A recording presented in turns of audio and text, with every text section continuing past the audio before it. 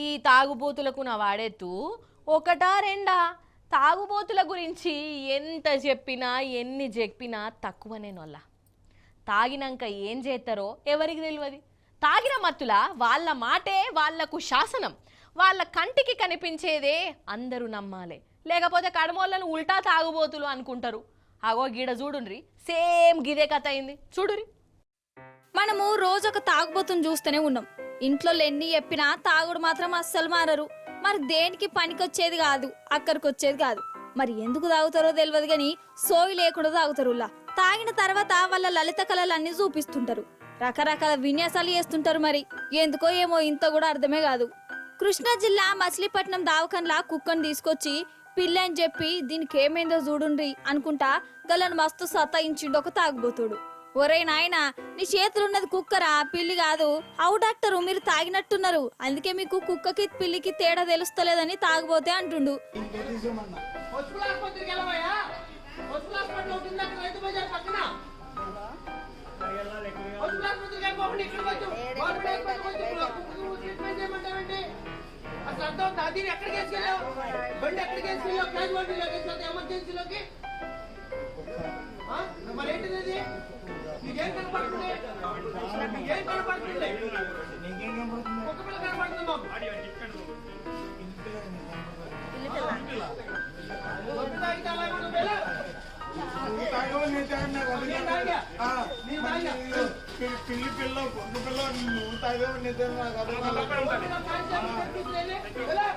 ఒరే నాయనా, జంతువులను చూసి దావకన వేరే ఉంటదిరా, గన్లకు తీసుకోవా అంటే కూడా ఇంటలేడు. లేదు లేదు, మీకు చూడరాదు అనుకుంటా మస్తు సతాయించిండు గల్లను. గాడిన పనిచేసే సెక్యూరిటీని పిలిపించి తాగుబోతును గేటు బయటకు పంపించిండ్రు.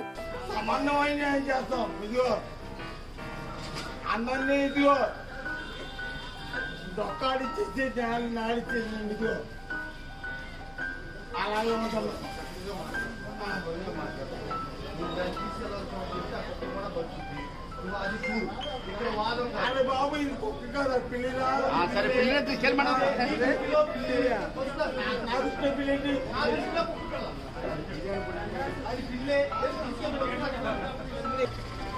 ఇక్కడ ఇంతమంది